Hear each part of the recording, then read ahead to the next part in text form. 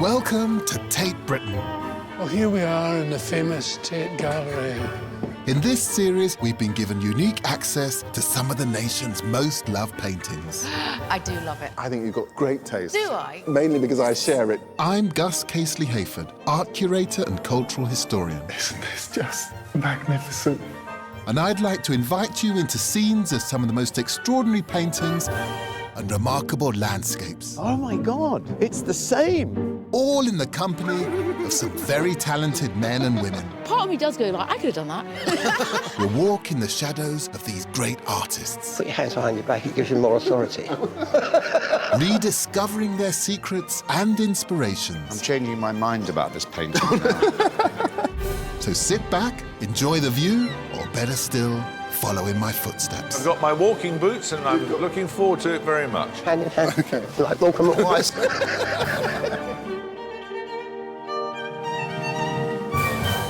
There are probably more pages in the history books dedicated to the personal life of Dora Carrington than there are to her art. But today, we're going to be delving into the art of Dora Carrington. And I'm going to be joined in this series of journeys with someone who adores her as much as I do. The talented, the glamorous, the charismatic Helena Bonham Carter. This is a show full of promises, exploring the art of a deeply talented artist with Helena, who's not only a huge fan, but every bit as fascinating and colourful in character as Dora Carrington. Often remembered for her links to the eccentric Bloomsbury Group and a rather unconventional love life, Dora Carrington was once described by the former director of Tate Britain as the most neglected, serious painter of her time. Her art is eclectic, personal, and emotional. And it gives us an insight into her complex attitude towards sex and relationships, as well as a window into a troubled soul. Dare we look? Hello. Nice to see you. Really nice. Welcome to Tate. Thanks for having me. This is fun. And there's no one else here. Exactly, we've got it all to ourselves. Is this your living room? It is. You are so lucky. Do you realise that? This is so... You are so lucky. What sort of art do you like? I mean, given the choice. I'm pretty eclectic. But in a room like this, what would you... OK, There's if I some- got to keep something. Yes. And there's Where some are my great stickers? work in I want here. some stickers. I don't like that. You don't like that? Personally. Do you like it? No, well, I don't want that. You the- don't give this to me. I don't want that one. I can have that one. That wouldn't cost much. Could I? That would look really nice at home. This is Sickert, I do love it, actually. The pink is outrageous. isn't it? Yeah. It's fantastic. It's practically neon.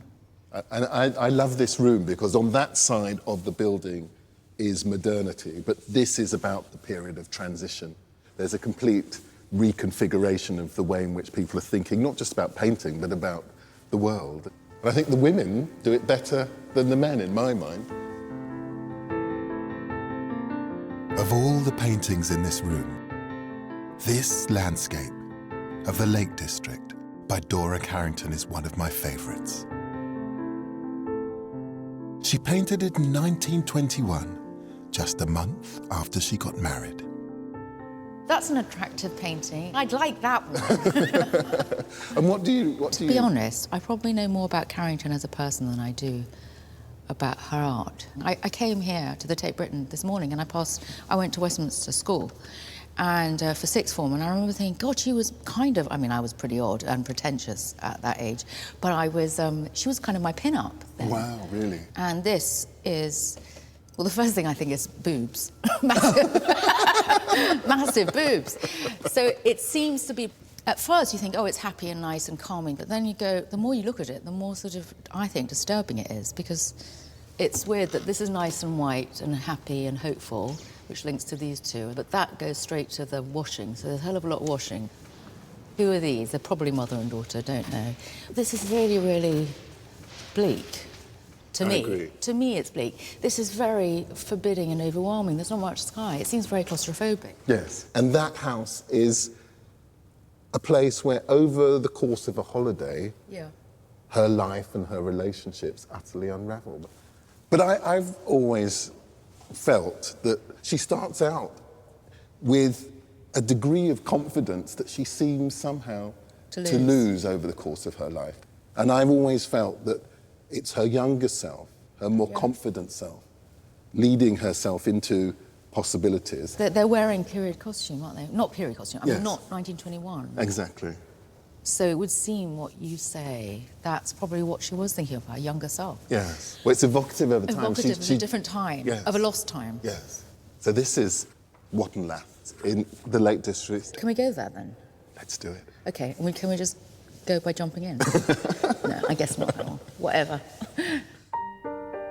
Dora Carrington's story ends in tragedy.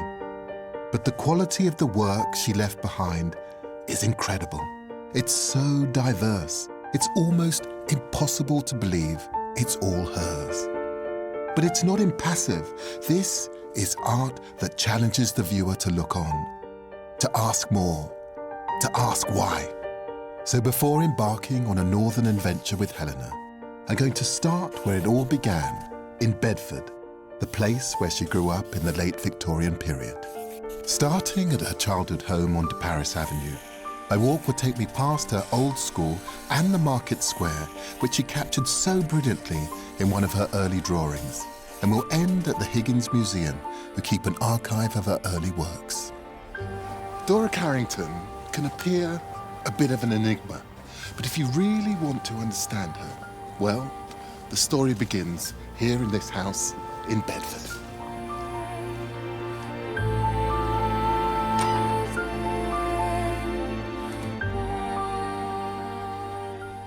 The atmosphere of this warm, lovely family house is a million miles from the house that Dora grew up in.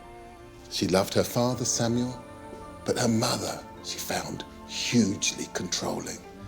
And this house, well, it held very dark and painful memories for her. In her letters and diaries, Carrington describes her childhood as awful, blaming her mother's controlling and prudish Victorian upbringing. Charlotte Eliza de Houghton was obsessed with what others might think, expecting her children to blindly obey and observe a God-fearing way of life. The mention of bodily functions was forbidden, as was any attempt of independent thought. Carrington would forever associate family life with a loss of freedom. Are great artists born, or are they made? And it's an age-old question. And with Dora Carrington, you get a sense that it is both nature and nurture. I mean, she is born with huge talents and exhibits an ability to draw from a very young age. But when she comes here to Bedford High School for Girls, she flourishes. Whilst attending Bedford High School, Carrington won prizes from the Royal Drawing Society. And somehow, the school art teacher managed to convince her mother that Dora's talent should be nurtured at art college. Continuing my walk, following in the footsteps of Dora Carrington's childhood in Bedford, walking past the market square, I'm heading to the storage room of the old Higgins Brewery Museum, which houses some of Carrington's fantastic early drawings. Her work is often hidden away in private collections, so this is a real treat. These are so special. As she said, I only draw the people that I love. And this is a drawing of her brother Edward, and it's captured just a year before he died at the Somme. I mean, the techniques that she uses, the cross-hatching, and she does it again with this beautiful silhouette of her other brother, Noel. Look at the shading, the skill and the care. And then this view, the view over the Bedford market. It's not big didactic art. This is about people and community. It's things like this that really make you fall for Dora Carrington. I love this. A little illustration which she's appended to the top of a letter to a friend. And it's part of a whole area of her work. She's an artist and an emotional one. Someone who painted because she loved it and painted to bring joy. Glorious. 1910, aged 17, was the year that everything changed for Dora. This was when she left Bedford to attend the greatest art school of the age. The Slade School in London was not just a place where Carrington would develop her talent. This was the start of a new life full of possibilities. I was very good at school. Were I've gone you? backwards, yeah. I know, it's a I surprise. don't believe that. Helena Bonham Carter and I are on a journey to discover Dora Carrington, a fantastic but overlooked artist who Helena has adored since childhood. It's I taken can me measure- this long to get Bonham naughty. Carter! No. I was so good. I had halos and wings. After a suffocating Victorian upbringing, life truly began for Dora Carrington, aged 17, when she arrived at Slade School of Art in London. And this is where she had her first taste of freedom. The Slade School, part of the University College of London, it remains one of the great art schools of the world.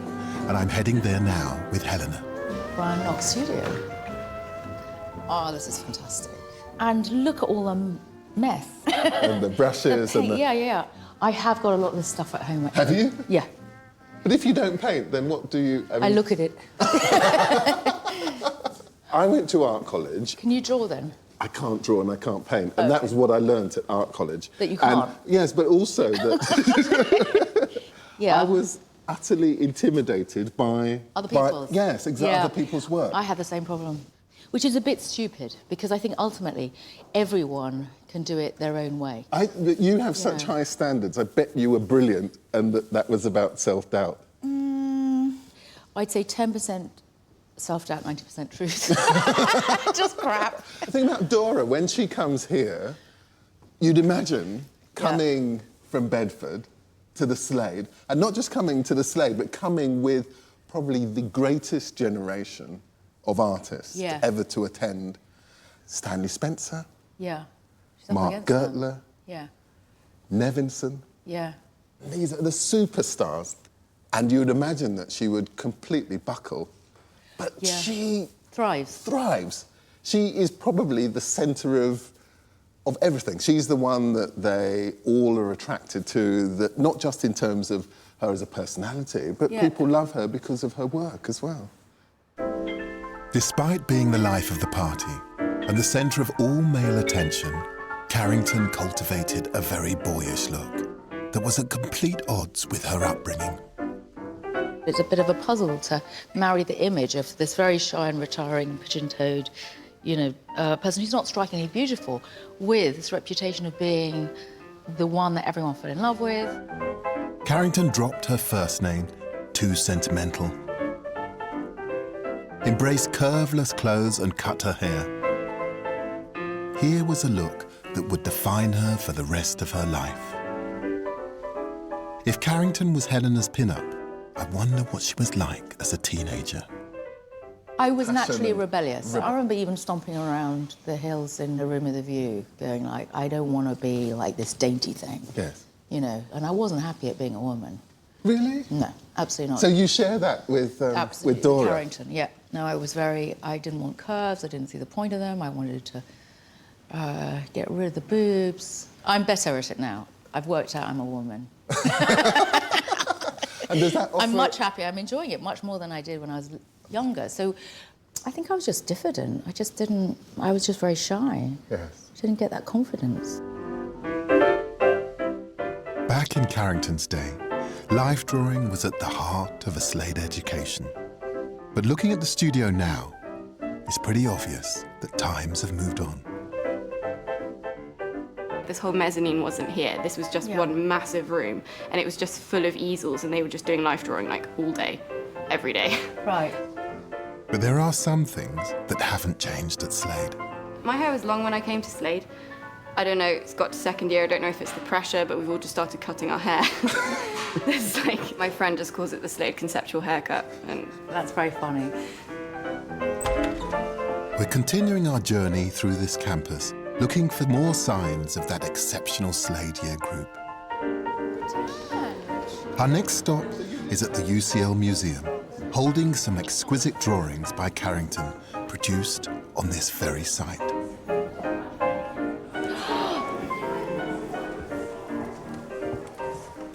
It's like being back at school. It is. It's got that smell, hasn't it? Back at school smell. Are these hers? These are hers. Oh my God, it's funny. I've never seen anything. I mean, not that I know everything that she's painted, but this is so unlike anything that she ends up ever doing again. I mean, you see here the reason why she was accepted. I mean, look at this. It's just... They are extraordinary. She's obviously fantastically talented. And it's funny because it celebrates the human form, and something which I suspect she didn't do with her own human form. During her time at Slade, Carrington flourished with her peers. Brothers John and Paul Nash, Christopher Nevinson and Mark Gertler all fell in love with her. But the zealotic Mark Gertler demanded absolute fidelity from Carrington and her bed, something she initially refused to engage in. Do you think it was just a denial of her sexuality completely, rather than actually trying to be a boy? Because in any of her relationships... It was scary. Yes. I think it was scary for her. Yes. She eventually gave in to Gertler's persistent nagging for sex, an event she didn't enjoy and which marked the start of a slow decline in her self-confidence as a woman, but also as an artist. Do you think the Bloomsbury lot would make a good musical? I think it would. Probably would. We've just got to get the style. I do like old songs. Towards the end of her Slade years, Carrington started rubbing shoulders with a slightly older social circle, known as the Bloomsbury set, with authors Virginia Woolf and Lytton Strachey at its heart. I want a little sugar in my bowl. This bohemian group of upper-middle-class writers and artists revolted against everything Victorian. They embraced what were then considered unconventional love affairs, including homosexuality. I feel so lonely and I feel so sad. As the war broke out, the Bloomsburys, most of them conscientious objectors, left London to take refuge in their country homes. In 1915, it was Virginia Woolf who invited Carrington to spend some time with them on the Sussex Downs.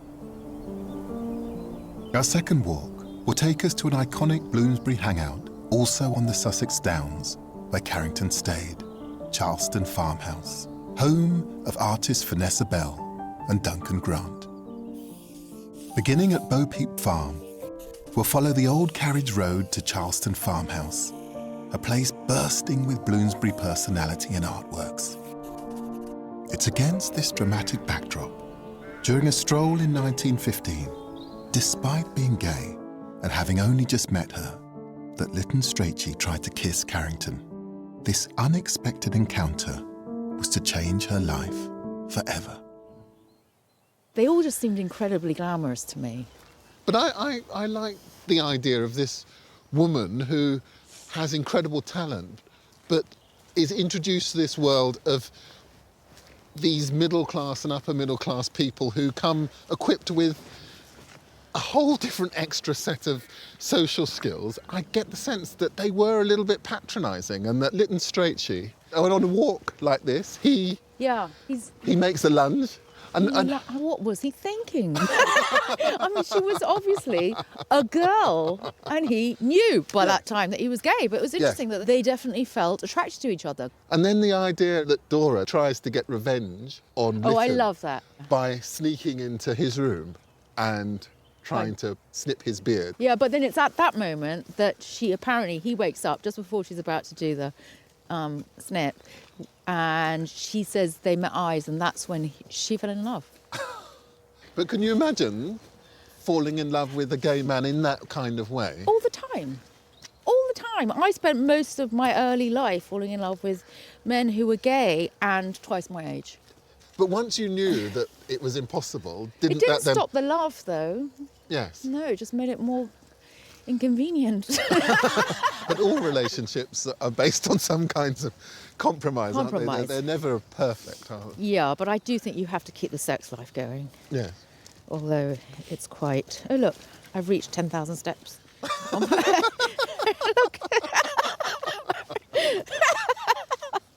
I've reached an orgasm. I had great time once with an acrobat. I can imagine the possibilities. He was amazing. We're approaching Charleston, which opens to the public in the summer months, when the path probably isn't quite as muddy. But would you have wanted to be part of the group? Would you have come up here to I'd love Charleston to have had the chance to come. I mean, I would have felt pretty nervous. Would you? Terrified. Carrington came to stay at Charleston with Lytton and was enthralled by the creative energy in the house. Duncan Grant's studio has been kept intact, and that's our next stop. I've always wanted to come in here. This is the studio, yeah. This is where they would have worked.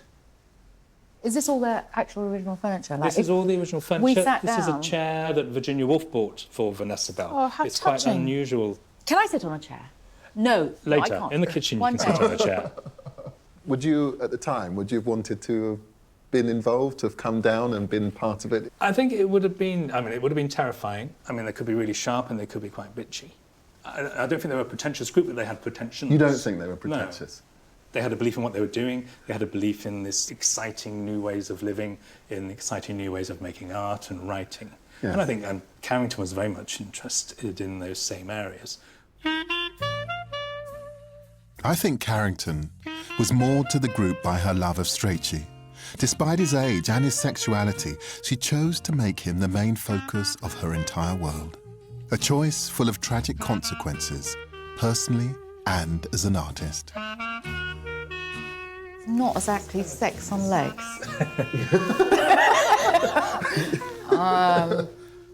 I always think he's the most important member of the Bloomsbury Group. He liberates Vanessa Bell and Virginia Woolf, particularly Virginia Woolf, with his kind of queer outlook, with his talk, with his filthy talk. He was the sort of their first mentor in a way.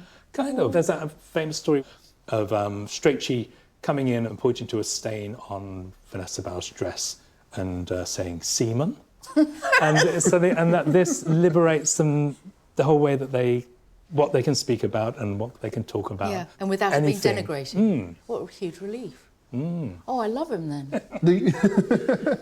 And he had a lot of lovers. He had so many lovers. Yeah. And young, Did he athletic really? lovers. Yes. Yeah. Would you have wanted to? Yeah, I'm not sure I wanted to have sex with him, but I would have enjoyed his company. Charleston was a very festive place, and the Bloomsburys were definitely bon vivant.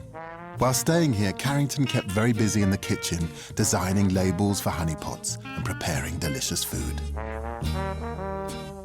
Helena can finally sit on a chair to get a taste of pickled pears and sloe gin, Carrington's specialities, which the Bloomsburys even wrote about. Bottled fruit and vegetables, chutneys, pickles, preserves. Her pickled pears were a revelation. He couldn't have been serious. The making of these was part of Carrington's secret life. What was so secret about it? Meaning that she was secretly domestic. I think the after idea all. that she had this hinterland, that not just Yeah. as an artist, but that she had kind of multiple talents, and that, cowslip wine and pickled pears, which are meant to be a revelation. There is a sexual thingy about pears. It's meant to never mind. No. Family show. Okay. Oh, I In the can't. spirit. In the spirit of the spirits. Do you want some of this one? I have a little. I can't have lived really if this was a revelation. But Maybe they're saying she was the most fantastic wife. You see, that's what I'm railing against. I know. And why aren't you railing against it I'm with really me? railing because I think she went in with her eyes wide open, and there was part of her that was really fulfilled and satisfied, making pickled pears and cowslip. It's great to be loved. It's great to be needed, and to make a home. Even though I know that she consciously never wanted to become a mum, but I think she nevertheless possibly was quite maternal. But revelatory pickled pears aren't enough. There's one thing that occurs to me. She did her other portrait, big portrait that I can think of, was of Forster. Yes. And he said only connect. So he would argue, Gus, that it's more important to love and connect with another individual than anything else. You don't believe that, though, do you? Surely. I do, actually. But there will be a point when lots of people queuing up to write the Bonham Carter biography. No, I'm more interesting than what I've done. I don't mean that in a modest way. I don't think my acting is particularly interesting. I think I've done other stuff which is more interesting, either been a mother, done things between people, or enabled things to happen. They've been much more important than my pretending to be somebody else. No, don't do that. Because it goes... No, it's important. No, but that is exactly what she does. No, it's she what did. she does. No, you're absolutely right. And that is the thing Pigeon that toe. allows Yeah. Lytton to do what he did. And I Yeah. think there has to be a point at which women say, no, I matter, my career So matters. you're going to be my anti-Lytton, aren't you? I am your anti-Lytton. Yeah. I'm very happy to be your anti-Lytton. In real life. I'm on a journey with the wonderful Helena Bonham Carter to discover the art of Dora Carrington, whose troubled life and complex marital arrangements overshadowed her legacy in the world of art. But first, I'm heading to the village of Tidmarsh in Berkshire to explore one of Carrington's most splendid paintings, the mill at Tidmarsh. She moved here with Lytton Strachey in 1917, and this is one of the few places that you sense she was truly happy. This was a house in which she and Lytton could become the family that she'd always wanted. Here, in this gorgeous mill house, she could build a new kind of life. As soon as she arrived here, Dora poured all of her energy and fertile imagination into personalising this new nest, painting the walls, the furniture, and creating stained glass windows. You can see what she fell in love with. It's absolutely beautiful. And her work is transformed. She paints like she's never painted before. I mean, this painting of the mill house from across this water is gorgeous, sumptuous, rich, but also so optimistic, full of love. And if you contrast that to that painting that we began with in the Tate, looking out over Watendlath, those cold colours, those two figures wandering, looking incredibly lonely. I mean, here, even though there are no figures in this, even though there's only a silhouetted swan, it's a place filled with warmth and love. Everything in this painting suggests that she was fully immersed in this new environment. The use of vibrant colours, bold lines, and the key to it all, two black swans, a perfect metaphor for her relationship with Lytton, reflecting her hopeless desire for a life of devotion. While living happily with Lytton at Tidmarsh, someone else was making an entrance into Carrington's life. A friend of her brother's, an athletic, good-looking young man called Ralph Partridge. At the start, she didn't think much of this earthy, practical and physical man, who she thought looked a little bit like a Norwegian dentist. But Lytton was bewitched, and he promptly fell in love with him, and slowly Partridge was to become part of the Tidmarsh set. Under the influence of Lytton, Carrington engaged in an affair with Ralph, who eventually proposed in 1921. The idea of marriage filled Carrington with dread, but to keep the balance of her Tidmarsh ménage à trois heaven, she accepted. Shortly after the wedding, the happy trio went to spend a holiday on a farm in Watendlath in the Lake District, where I'm now heading with Helena by train. Mopsa? They like their nicknames, don't they? They're your Polypus, Mopsa. I like the name Mopsa. Polypus? Carrington's letters and diaries are another testimony of her great talent, full of witty drawings and snapshots of her life, like this conversation she had with Lytton about the nature of her unconditional love for him. Okay, you can be Lytton, the one that you love. Do I have to? Yes. Okay. Well, you can be Carrington if you want. What did you say in your letter? I said that I was in love with you. I hope you don't mind very much. But it's too incongruous. I'm old. So? You can see. And diseased. Yeah. And I wish I was more able. That doesn't matter. What do you mean? No, she doesn't contradict him. That doesn't matter. What do you think we had better do with the physical? Oh, I don't mind about that. That's rather bad. Well, I don't mind about that. That's rather bad. You should. I thought you did care. But do you mind me being rather physically attracted? Don't think you are, really. Why? Because of your sex? Yes, partly. Don't blame you. I knew it long ago and went into it deliberately. Okay.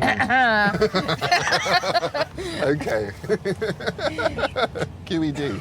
I've come round a little bit to your view, but like all relationships, it's obviously complicated. Yeah. And that there was something that was there for her that was fulfilling. I'm not saying it's utterly healthy, but I can understand what it was really about, what attracted her. I think in another letter, somewhere or other, it says that there was no other person where she felt she could be herself. We finally arrived in the Borrowdale Valley in the Lake District, an area of outstanding natural beauty, a source of inspiration for generations of artists, including the newly married Dora Carrington, who came here with her soulmate Lytton Strachey, her husband Ralph Partridge, and his best friend Gerald Brennan. I'm going to take Helena through the wild landscapes and fantastic views that have inspired artists like Turner and John Atkinson Grimshaw. Setting off from Bow to Stone, which Grimshaw sketched in the late 1860s, we'll make our way towards the view of Watendlath that Carrington based her painting on. From there, we'll walk to the actual farm where she spent her summer holiday in 1921. And we'll end by the beautiful Watendlath tarn, which inspired the artist Sir Charles Holmes. I know you love her work, but this particular painting, is it one that affects you, that you like? I mean, that view down hills at Watendlath. Yeah, what we come here for. Yes, exactly. I'm trying to give you context. Well, I'm doing It's all right. It's all right. Oh, bloody hell. It's okay. It's This is really horrible because I know nothing about painting, but she sort of went backwards, didn't she? She went backwards. No. Maybe not. But it's like I like the nudes. They seem really complicated and impressive, and then she goes very simple, which I like, that simple, naive kind of style thing. But part of me does go like, I could have done that. Run fast. Should I run? No, I do like it. It's intriguing. It's a sort of glimpse of inside of her, just as much as this amazing view. Because for me, like we're here, there's a huge amount of openness and a sense of freedom. And you look at the painting, actually, it feels like a very introverted, quite claustrophobic. It doesn't sort of go like, to the heart. It goes like, oh. I don't know how to do this. Can you do that? Let's see. Oh, no, we could go through this thing. Let's go through here. Yeah. You see how you live in the country.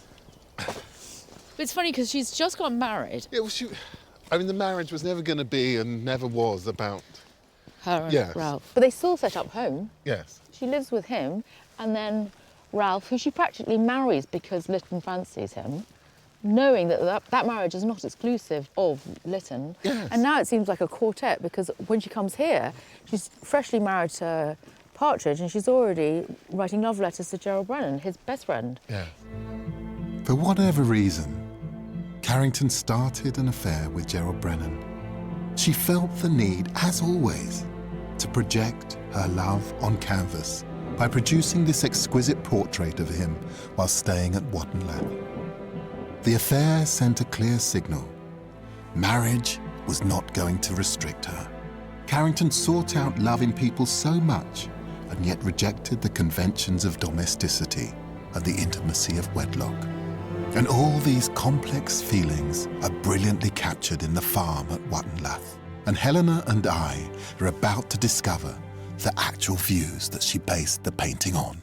Son has got his hat on. Beginning to. Together we're exploring the art and the life of a special artist we both absolutely adore, Dora Carrington. When you see the untouched beauty of the nature around Watendlath Valley, you understand why Dora Carrington was so inspired by it. The possibilities for walks are unlimited. We're continuing towards Watendlath Farm, where Carrington shared her bed with her husband, Ralph Partridge, and her heart with her soulmate, Lytton Strachey. We're finally approaching the spot where she based our view. I can't wait to show it to Helena. Your ankle's okay. So far. Double barrel. Just think, if we got married... Yes, quadruple. We could be a quadruple barrel. Bonham Carter, Casey Hayford. Casey Hayford, Bonham Carter. Mountain goat. Oh. You okay? Yeah, I'm good. Okay. So, this is it. This is it. It's our view, the farm at Watendlath. It does beg to be painted, but she has changed a hell of a lot, hasn't she? She has. I mean, they definitely look more like boobs in there. I mean, you wouldn't say boobs, but you say here, boobs. And then the buildings seem forbidding. Everything seems more forbidding. Everything seems to be kind of coming at you. Yes. Whereas here, actually, being here now, it's a place where I feel I can breathe. It does feel like the sort of place you would want to escape to, and I agree. Here, it's the sort of place that you want to run away from. Yeah. Maybe they're white sheets of surrender. Surrendering to the domestic life. She writes about not really liking the idea of having lots of kids, but Not even one child, I think. No. But in a way, Lytton is a child. Yes. She kind of did exactly what she was trying to avoid. So she did actually create a domestic home. Yes. As you said, sacrificed a lot of creative energy creating a home for him. All of the opportunities she had for happiness. I know, but I don't think she would have... If you had her here today, she still wouldn't say I made the wrong choice. I do think that she was fulfilled, personally.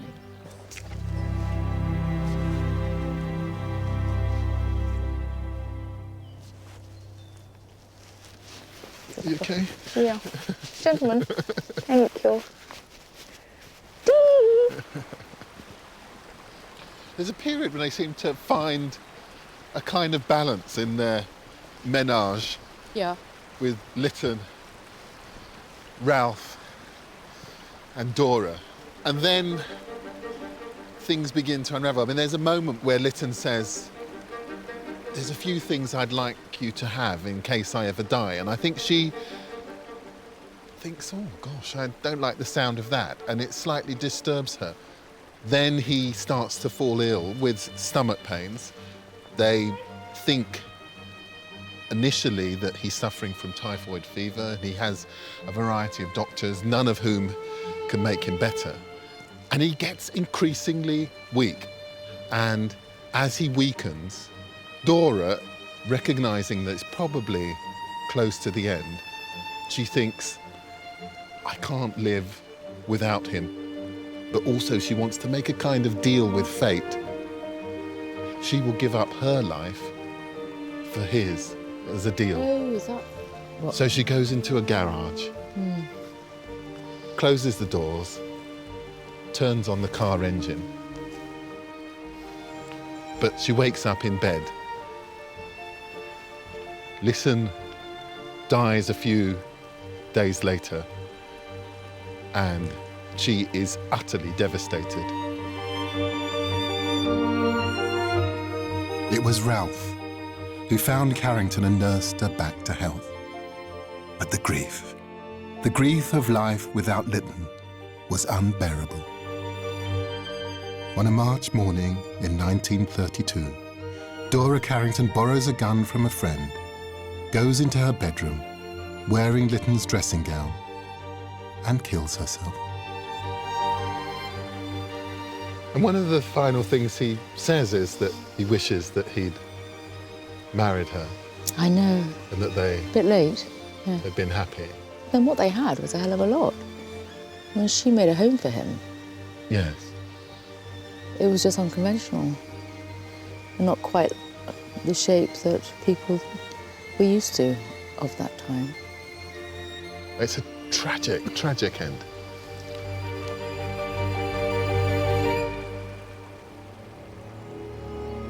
The death of Dora Carrington was such a loss. Fearlessly, she put love at the heart of her art, and yet it was love, unrequited, that proved to be her undoing. But her legacy is astonishing. Her letters are alive with wit. Her drawings are etched with love, and those fragile paintings, so naked in emotion, still too much to bear, are at the vanguard of everything that was to follow in British art. It's too easy to focus on the tragedy. So think of this. Here was an artist who truly let us in, who told us we're not alone in our grief and in our joy. Here was an artist who could capture the inner by looking out.